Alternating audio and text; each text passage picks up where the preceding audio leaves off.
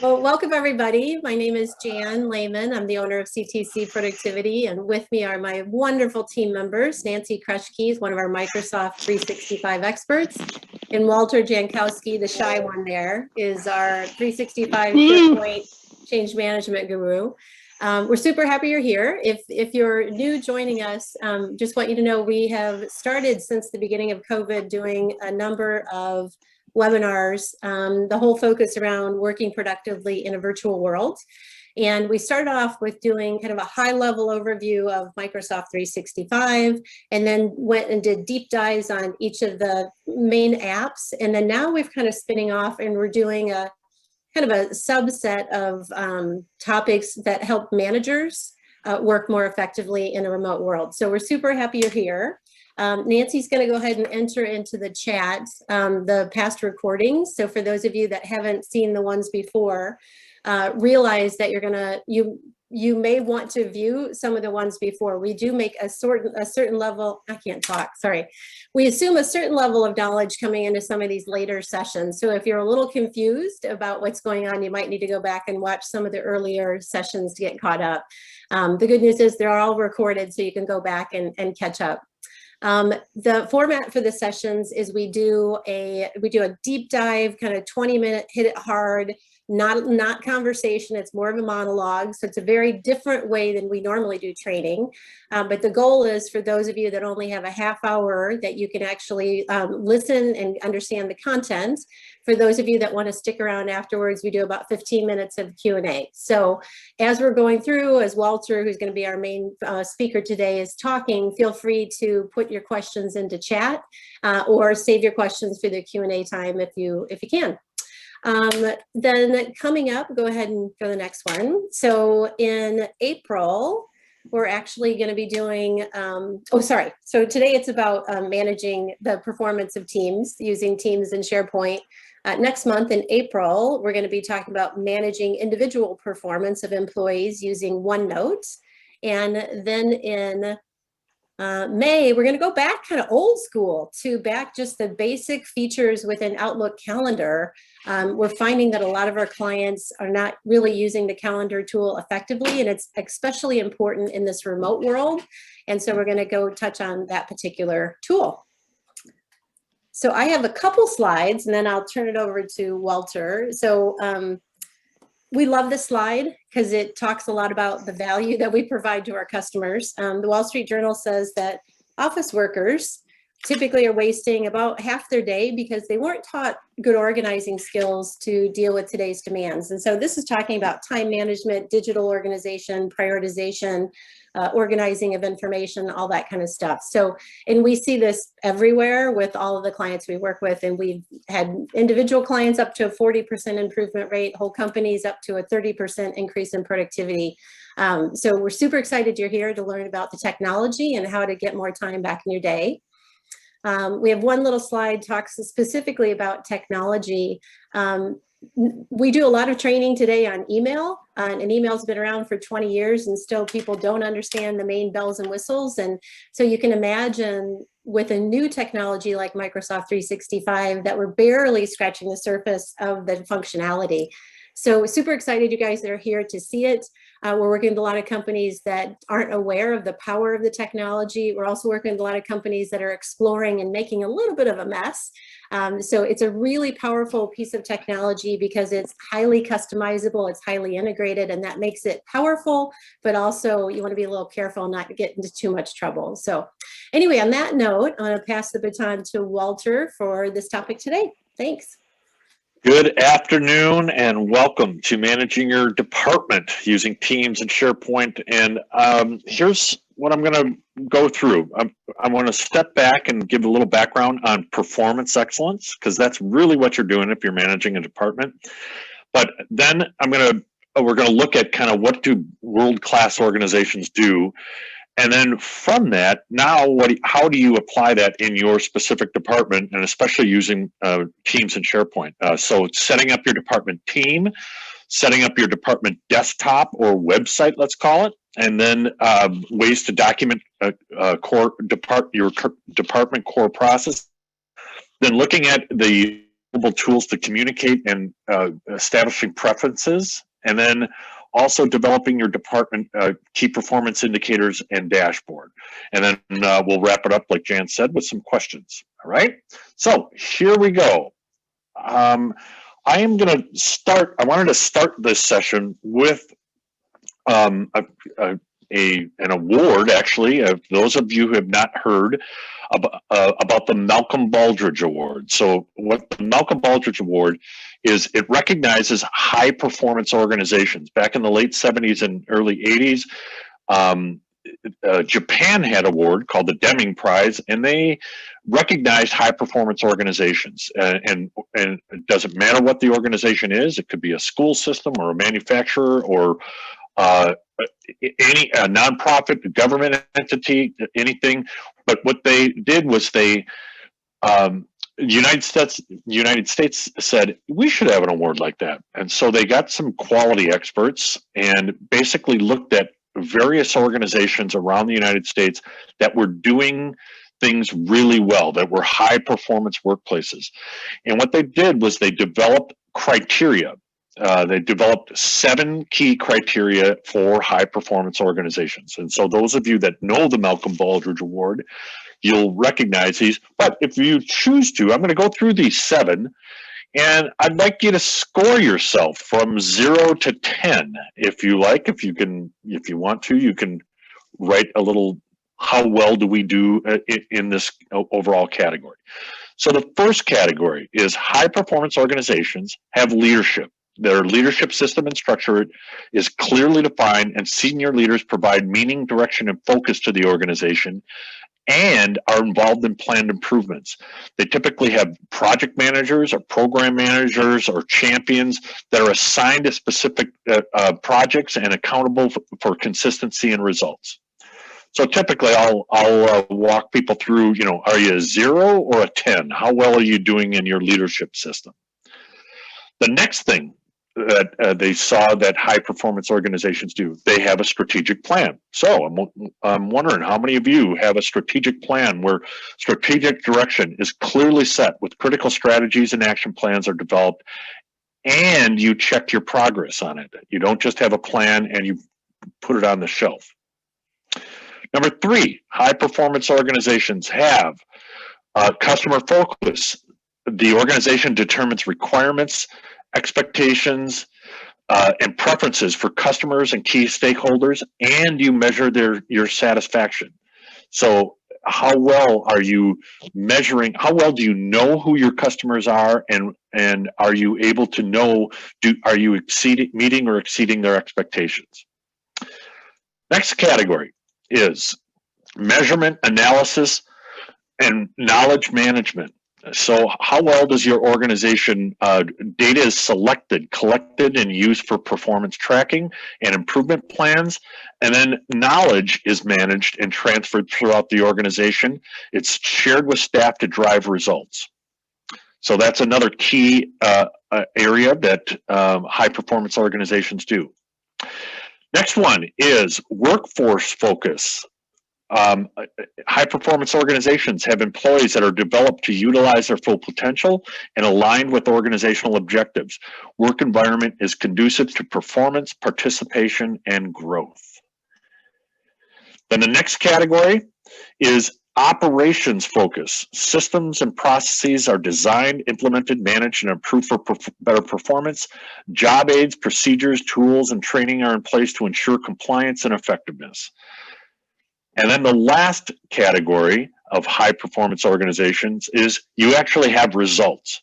Performance is tracked in key areas such as customer satisfaction, product and service quality, workforce, and financial performance. So having kind of a balanced scorecard of overall measures. And then the last is just what's your overall commitment to continuous improvement, or organizational improvement. All right, so typically, if we had more time, I'd be debriefing this, and I would be asking you, where are your low areas? Where do you not perform so well? So the beauty of the Malcolm Baldrige Award criteria is they don't tell you how to do it. They tell you they ask you, how do you do this? And so you write up a 50-page application and around these 7 categories, and you describe how you do each of these things. And if you win the Malcolm Baldrige Award, it is a very prestigious award. It means that you are one of the best in the world at these 7 categories. And correct me if I'm wrong, but if you do these categories pretty well, you probably have a pretty good chance of having a high performance organization. Now, the reason I wanted to start with this is the things that we're going to talk about are operational, as how do you set up teams and the like. These are the areas that we're going to talk about today. How do you set up your measurement and knowledge management system, your workforce focus, operations focus, and overall results? These are all the foundational things that you can put into place. And next month, Nancy's going to talk about actually looking at individual performance and how you give feedback and coach people and track their overall performance. So that is kind of the high level of what we're going to talk about today. Let me switch to, I'm going to go through kind of a process that Jan and Nancy and I have used with many different clients. And so this is kind of from a high level. These are the things that we would put into place to leverage your technology, and then also all of those Baldrige items. So the first one is set up your team. Set up your MS365 apps to manage your department performance. And here are all the things that are available to you if you have MS365. We're going to talk about Teams and SharePoint initially, then OneNote, tasks and planners, and then we're going to show you some examples of Power Automate, Power Apps, and Power BI that will help you with your overall tracking of work order requests and then your dashboards. Okay, so let's look at setting up your department teams. So the first thing that you would be doing is setting up your team. And I'm showing you an example here. This happens to be a fire department. And so when you set up the team, the fire department teams, you have the general, and then you think about the channels. Where do you want to focus, or where are there focused conversations and or work that you have that you want to think of this as like a folder that you're going to put things in. And we always recommend, thinking about, well, what's the buckets of work that you do? Those are going to be your channels, but then also creating a meetings and training session channel, because you can then put all of your meetings all into one spot. Okay, so you set up your team and your channels. Then, hang on a second, let me move this. Then the next thing I would do is be putting, be putting in your OneNote.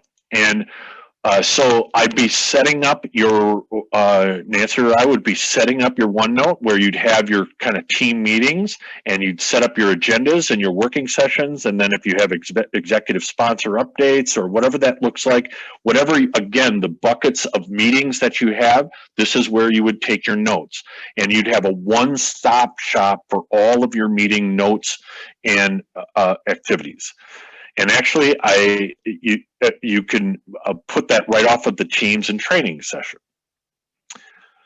Next thing up is I'd be setting up your department plan and to-do items. So throughout, when you're doing the meetings, the last session that we did, Nancy did a great job of pulling together, actually running a meeting, and you go into OneNote, and then you'd be doing the meeting, and then during the meeting and after the meeting, you'd be putting in your action items in here.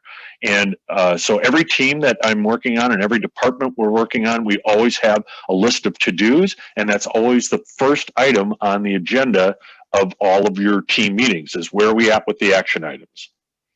Okay. Walter, I'm just going to interject real quick because I'm sure there's definitely some new people that I haven't seen on our webinars before. So you're probably feeling like a major fire hose right now. Just let this soak in. We're just trying to show you how you use the tools. You probably are like, what the heck's a planner? What's a OneNote? Again, you'll want to go back and look at some of the previous webinars that this has been building on. And you can rewatch this recording a couple times. So you can watch it anytime you want.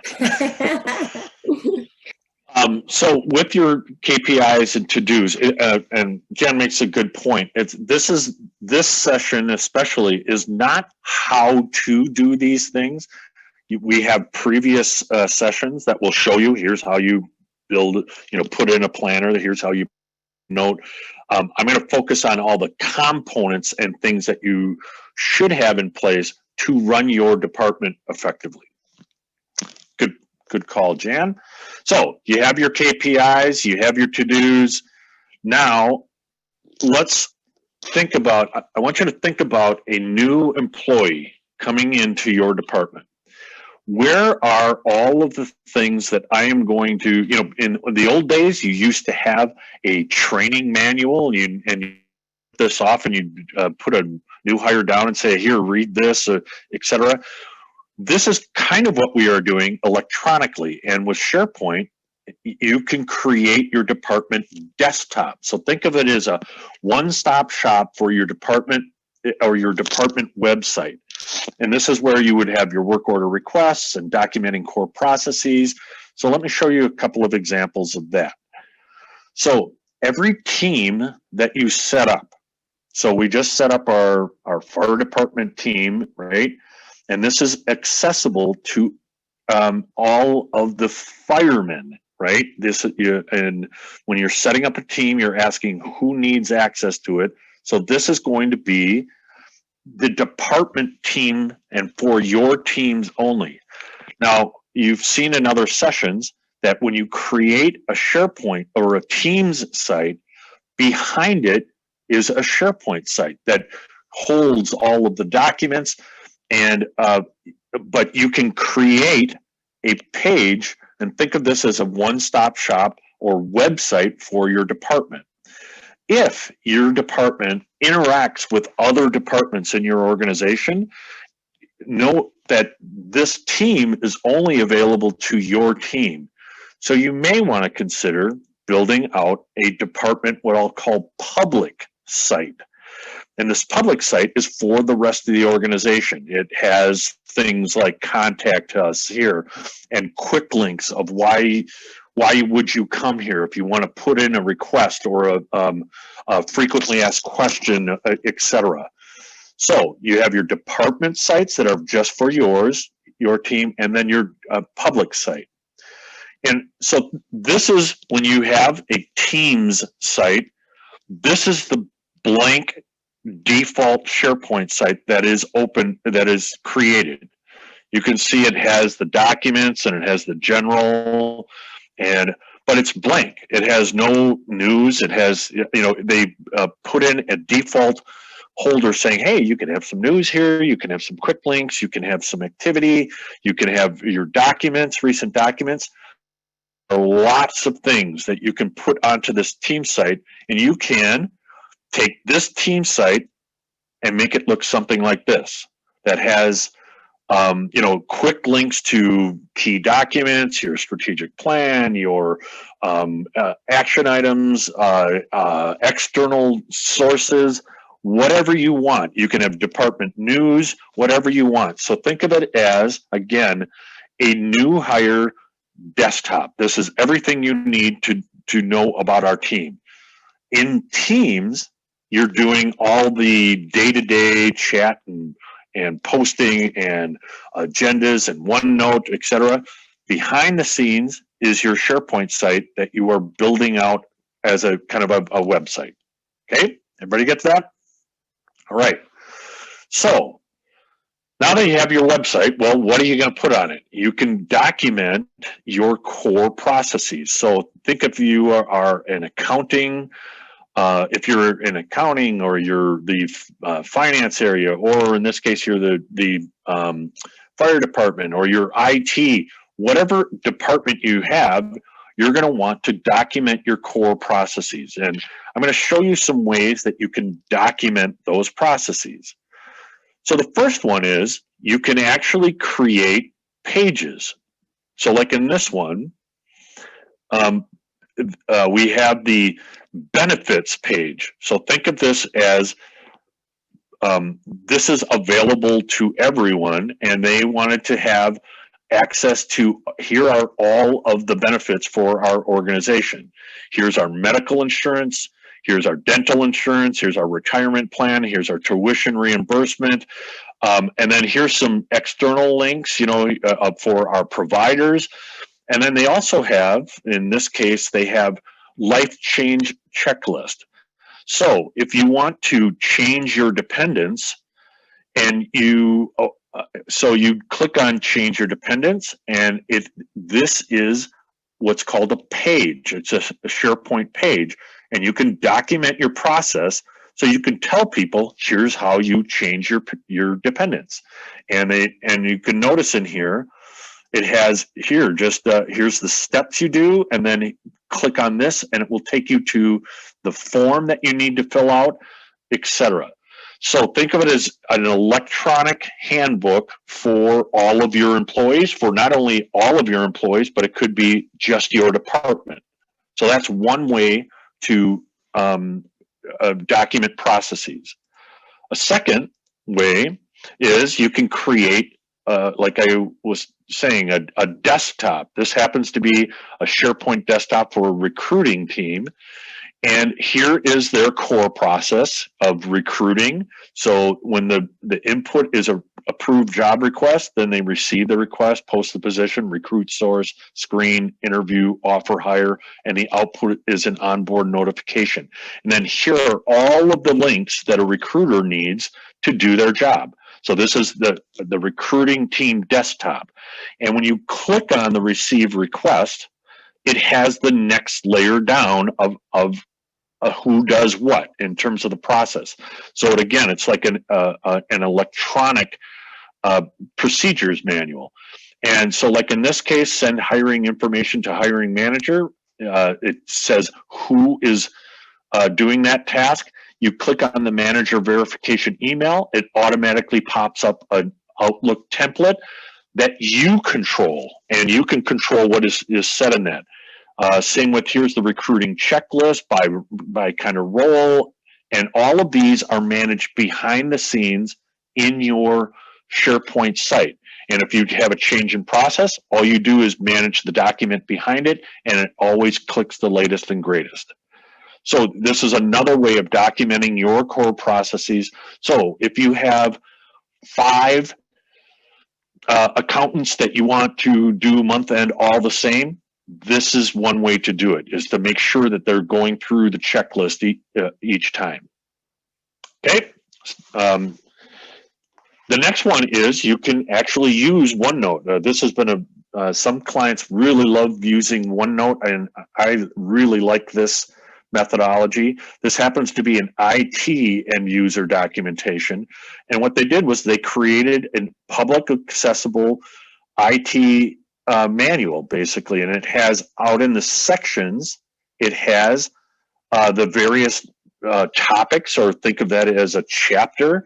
And then like in here, new PC setup, here are the things, here are the pages underneath new PC setup. You can set up your email, set up a printer, etc. And then they have the detailed documentation of what this looks like, of how to set up an email. Now, this is, if you want to get consistency in your department, having process documentation is key. So if you have 10 people in your department and you want them to do it all the same way, this is how you do it. Okay?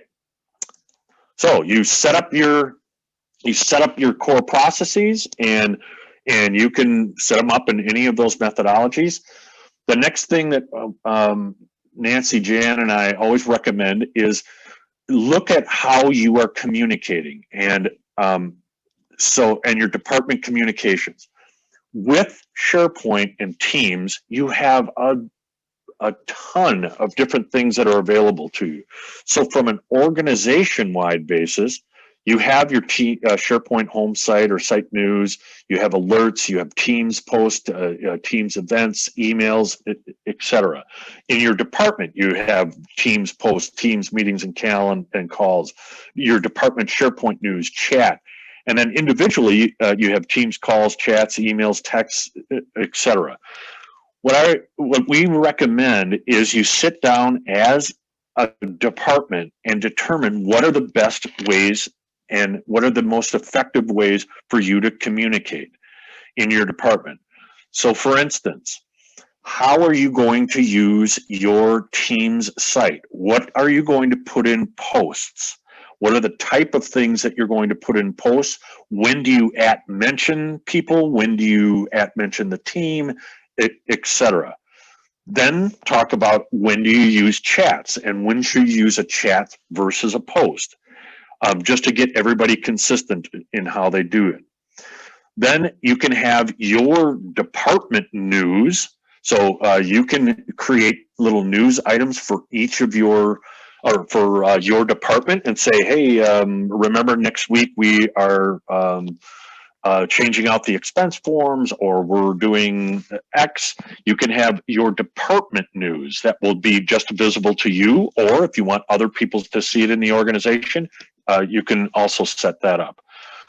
Then you also have available to you, if you set up an organization-wide team, you can have organizational news. So if you want things that you want everybody to see, then you can create an organization-wide team and or SharePoint site to create those organizational news items. Okay, lots of different opportunities. The key here, and this is very important, what you want to try to do is get things out of email, because if somebody is going to go, Jan said something about X, you don't want to have them go through, look through your chats and your posts and your OneNote and then your email. And email is a very static thing, and then you have to search all of your emails to go look for that. If you use news or posts, I can always go back and look for that, and I can actually search for it in there. So we want you to leverage the technology that you have with Teams and SharePoint. And you can also, there's lots of different things that you can do with alerts and following documents and following sites. You know, you can follow a particular document, and then every time that document changes or somebody goes in and edits it, it will ping you and say, hey, somebody has edited this document or has uploaded a new document, etc. And we would be happy to show you that. All right, so you have your communication, you have your your department website up, you have your processes documented, you have your communications. Now, to really leverage how well your department is doing, we recommend key performance indicators, because you manage what you measure, and if you can see how well you are doing in any given area, then putting together your key performance indicators is a really key activity. So there's kind of 3 different types of measures. One is, in most organizations, and it could be an organization or it could be a department, you have a strategic plan. So for instance, here is a strategic plan of here's the 4 areas that we're going to work on over the course of the next 3 years. Level 1 measures are basically how well are we progressing on our strategic plan. We went through all of the activity of developing a strategic plan, and now how are we actually making progress on it? So it's dates, dollars, and deliverables, priority, goals, action steps, tasks. Is it red, yellow, green, % complete? Those are all metrics that you're going to want to track. Otherwise, your strategic plan just sits on a shelf. Okay. Level 2 is looking at, well, yeah, these are important for a strategic plan, but it's the results or outcome that is more important. Yeah, I checked the box and I got this activity done, but are we actually moving the dial? And that is level 2 key performance indicators, is how well are we doing on our strategic plan results? Then level 3 is how are we doing in all other areas, not in the plan? What overall is going to show our success? And so let me show you a couple of examples. So one of the activities that you might do is you sit down and you figure out, well, what does show our success? So these are level 2 and 3 key performance indicators. This happens to be, again, the fire department, where we sat down and said, well, what really matters in a fire department? And I'd like to do this with, well, what question are we trying to answer? And then how do we measure it? And do we actually have the data? And then what should the service level be? What should this be? How do we know if we're doing good or bad in that? So developing your key performance indicators, it can be a big exercise. I recommend it can be just come up with the top 5 things that shows how well you are doing in your organization. From that, once you have that and you can say, yes, I have that data, then in Power BI, you can actually create a dashboard, and you can actually create, this is one that it is interactive, where you can click on any of these and it will tell you exactly the data behind it, and it will tell you, so building out a dashboard. And then with Power BI, you can take data from your work order requests. So if you are an accounting organization, you can track number of errors, how many days does it take to close at the end of the month, whatever the key performance indicators you have, you can collect that data, and it's typically around cost, quality, or delivery. And then you determine your service level, action levels. Like, when is it bad? When I go above this point, that's red.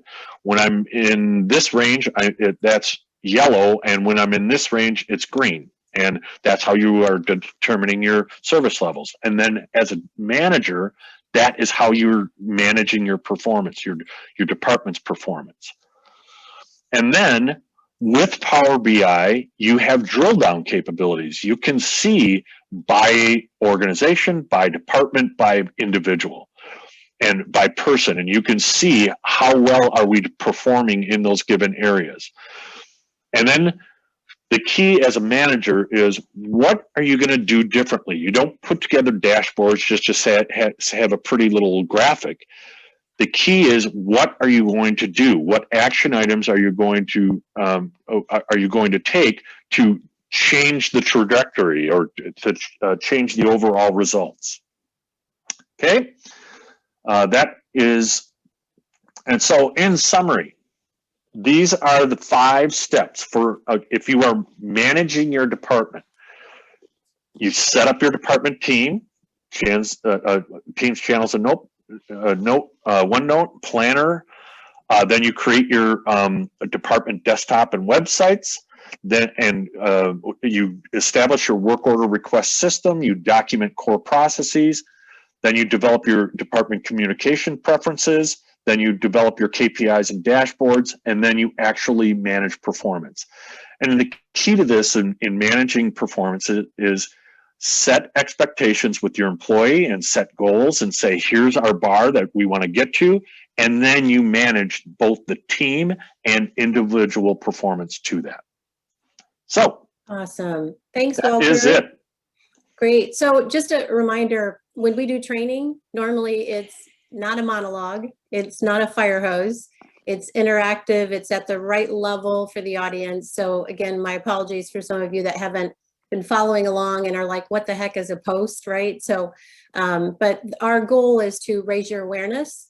We call this awareness training of what's possible with 365. So a lot to understand, but hopefully you got some ideas there. And Walter, I love your example with communication. So Wall Street Journal is saying, organizing skills are a challenge for organizations. And it's not just micro organizing like my task list, it's macro. It's like, where are we communicating? Where does the information sit? That's also missing, and that's a bigger strategy for companies. So let me go ahead and wrap up on my couple slides, and then we'll open for Q&A. And there's been some questions coming in already, Walter and Nancy, if you guys want to look at those. And so just a reminder, again, in April, we're having another session on individual performance, and we'll get those. Nancy just put out the registration link. And then in May, it's going to be back kind of old school, looking at Outlook and how to leverage that in a virtual world. Nancy put that out as well. And also, if you want to stay ahead of like all these registrations, sign up for our newsletter. Nancy will put that in the chat, and you'll get early warning about any of the events we have coming up. So I just have a couple slides. A lot of people after these sessions think all we do is 365. So super quick. We do a lot around process improvement, not on the manufacturing floor, but in the office environment. So Walter's our Lean Six Sigma expert. We do a lot around metrics, as you saw today. And then we do a lot with coaching and consulting in technology topics, productivity topics, effective leadership, that kind of stuff. So that's what CTC Productivity is about. And on that note, let's open it up for Q&A. Or Walter, if you want to look at the questions that have already come through. Yeah. Answer some of those. I love this one with the one-stop shop location. We are in the middle of doing this with the SharePoint, no more Easter egg hunts or using outdated material. That is probably the number one thing, Nancy and Jan, would you agree? That's probably the number one thing that we get with Teams and SharePoint is you're able to take things that are all over on the S drive or whatever and put them into one place where people can find it. Yep. And version control. You no longer have issues with having multiple documents of the same thing. Mm-hmm. The other question was, can public site be really public outside my organization and visible by all? Yes, you can. Well, you can choose. You can have an external site that is visible to all, but you can also limit it to whoever you invite. So let's say you want to have a SharePoint, a team or a SharePoint site that is visible to all your customers. You just invite them to that team, and then they can visit. They can go into your team and see all the chats and the posts that you put in there. But then you can also have the SharePoint site behind it that has here's instructions on how to do this, etc. But to set up a public-facing all, there is a capability, but there are some settings you have to have on the back end. But it is possible. Walter, the next one is Power BI a part of 365? And I can answer that one. Yes, Alex. I learned from these guys. Yes, it is part of your 365. Does it depend on the plan though, guys? Yes, Thanks, it does depend on the plan that you have. Okay. Well, it is free. It's included. And then if you want like the advanced, there's different levels that it is a paid version. But if you have MS365, most likely you have Power BI. You just got to say, yes, I want it. And you put it in your app store and you're off and running. Okay. So feel free to unmute yourself if you want to ask a question or enter into chat. Yeah, anybody can ask away.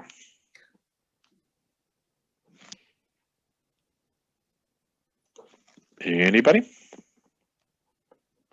Walter, I can ask you a question because a client is on the call and we had this conversation this morning. They're planning to just get on to a Microsoft 365 plan, and if they need to upgrade later, they will. What I've learned from you and Nancy is that's not always the best strategy. It's better to know ultimately what you need and to get on the proper plan from the beginning. Is that a true statement, or can you clarify that a little bit? Yes.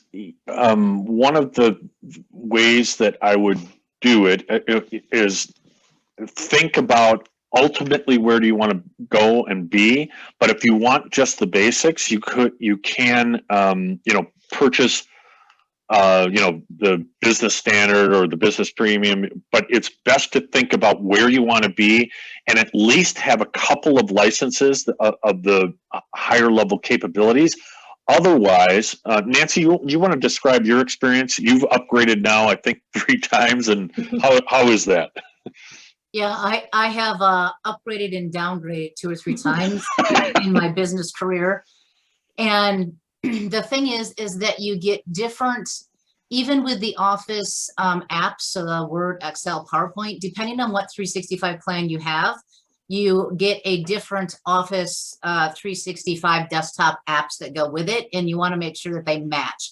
So I just upgraded again. I had to uninstall Office and then reinstall Office, and I had to reset up my Outlook.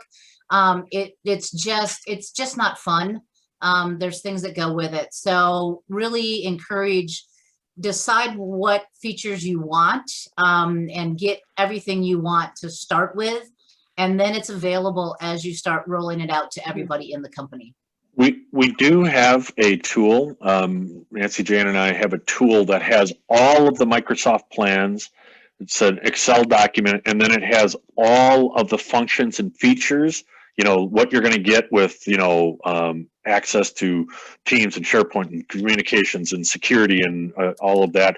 And then we have the various plans, and it has the cost, and you just plug in how many employees you have, and then it will calculate what's your annual, your monthly and annual costs.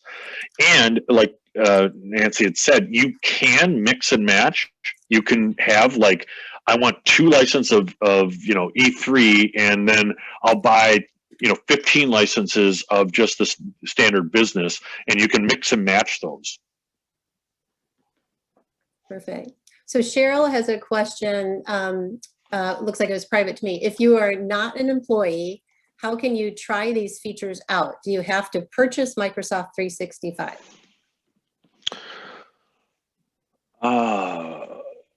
Good question.